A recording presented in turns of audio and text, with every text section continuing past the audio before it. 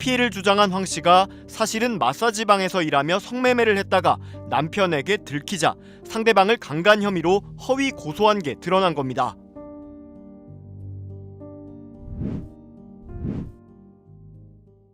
안녕하세요. 여러분의 하나뿐인 변호사 하나변호사입니다. 제가 이전에 성범죄라든지 강간 관련한 영상들을 많이 올렸더니 거기에 달린 댓글 중에 굉장히 많은 댓글이 여자가 꽃뱀인 경우에 어떡하냐, 성범죄 고소 사건에서 여자가 거짓말 하더라도 일관적으로 거짓말하면은 남자는 무조건 성범죄자 되는 거 아니냐라는 댓글이 정말 많았어요. 정신을 잃기 전까지는 기억이 나는데 강제로 나 막 끌고 가고 나랑 강제로 성관계를 했다, 이런 무고를 하는 경우가 많고, 배우자라든지 내 연인한테 다른 이성과 성관계를 한 거를 감추기 위해서 없다라고 거짓말로 무고하는 경우가 많아요.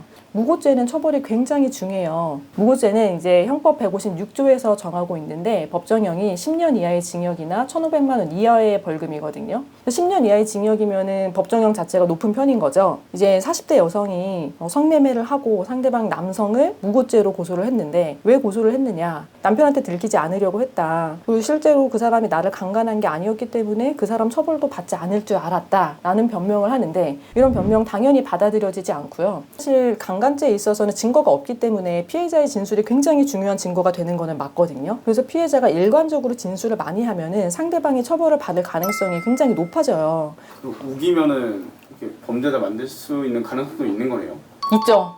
너무 억울할 것 같은데. 그쵸. 입증이 다 되는 거는 아닌데, 사실 그 강간죄에서는 제가 이전 영상에서도 많이 말씀드린 것처럼 피해자의 진술이 굉장히 큰 위력을 가지고 있어요, 증거로서. 그래서 일관되고 구체적인 피해자의 진술이 중요한 요소인데, 그것만으로도 강간죄로 이제 처벌받을 위험성이 높아지는 건 많은데, 뭐 실제로 거짓말 때문에 강간죄로 억울하게 처벌을 받은 사례 자체는 그거는 극히 없다고 봐요. 극히 낮다고 봐요, 가능성은. 그래서 강간 무고를 당하는 이제 피해 남성, 대부분 남성이기 때문에 뭐 피해가 상당한 거는 맞죠. 그래서 무고죄에 대해서도 수사기관이 조금 더 적극적으로 처벌을 하고 입증을 해야 돼요. 그리고 이제 무고죄는 피해자가 피무고자만 있는 게 아니고 이 국가 자체가 피해자인 거예요. 무고로 인해서 사용하지 않아도 될 수사 인력이 투입이 되고 형사사법 질서 자체를 위태롭게 한 거고, 보통 일반적인 범죄에서는 피해자가 이제 합의를 하면은 양형에 있어서 많이 선처를 받을 수가 있는데, 무고죄 같은 경우는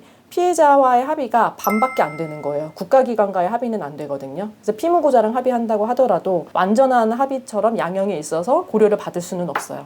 보통 안 걸릴 거라고 생각하고 그냥 지르는 건가? 진짜 무고인 경우에는 뭐 상대방을 괴롭히려는 의도로 무고하는 경우보다는 별 생각 없이 무고하는 경우가 많아요.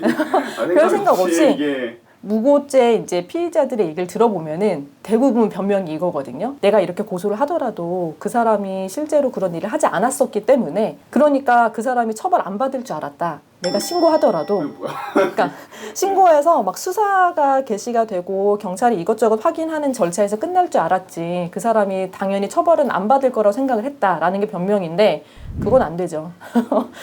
그거는 안 되고, 내가 경찰에 신고를 하면서 그 사람한테 형사처벌을 받게 할 목적이 없었다라는 말은 받아들여지지 않아요.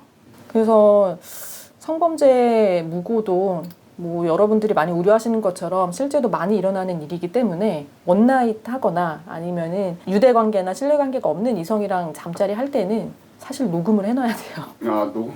네, 녹음을 해야 돼요. 그 성관계 자체 당시를 녹음하는 방법도 있겠으나 그건 이후에 나중에 여러 가지로 시비가 되기는 하거든요. 그래서 뭐 음란물을 녹음했느니 뭐 이런저런 문제가 되는데, 더 효과가 좋은 건 성범죄 직후의 대화를 녹음하는 게 제일 좋아요.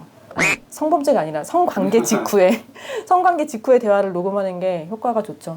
요즘에는 또 무고에 대해서 엄격하게 처벌을 하라라는 지침도 있어서 그 불송치된 기록들을 다 검토를 해요. 이 중에 무고인 사례가 있지 않은가 검토를 해서 고소가 없더라도 별도로 수사하고 인지하는 절차들을 지금 진행을 하고 있거든요. 그래서 단순히 내가 고소한 거 불송치가 끝이 아니라 내 무고의 공소시효가 끝나기 전에는 어떤 검사가 내 기록을 다시 재검토를 해서 나를 무고로 인지할지 모르는 거예요. 궁금한 점 있으면 댓글로 남겨주시고요. 구독과 좋아요도 많이 부탁드립니다.